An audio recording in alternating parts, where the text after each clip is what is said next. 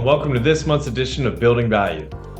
In today's world, it's pretty easy to know the value of your liquid assets.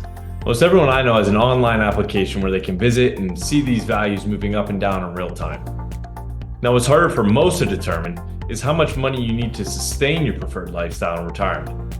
And for business owners, this can be an even more difficult determination because the lines often get pretty blurred by the number of expenses going through the business, blurred by the amount of time currently spent on and at the business relative to how they may spend their time in retirement, and blurred by the simple fact that most of us truly don't know how much money we're spending and on what on a monthly or annual basis.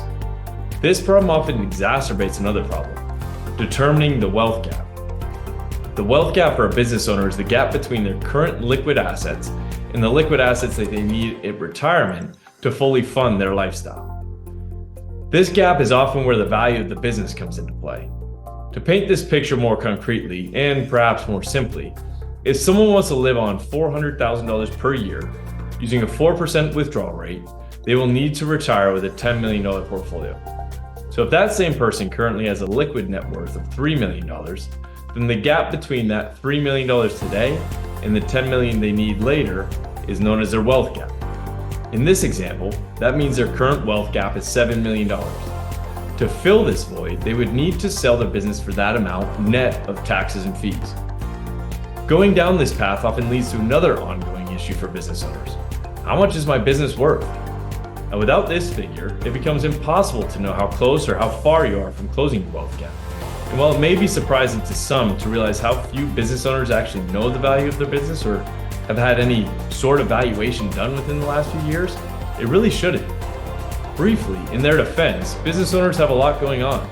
The hiring and firing and management of their employees, the management of and marketing to current customers and clients, and the big picture growth and direction of their firm, just to name a few.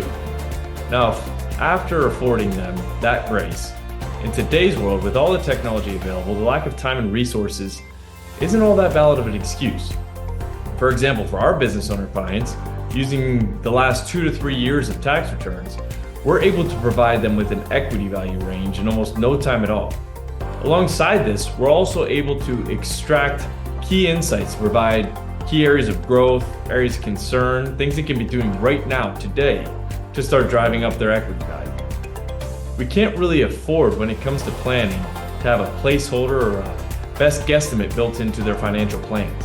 We need a well-defined number drawn from the business's actual numbers using real data to determine if a financial plan is sustainable or not.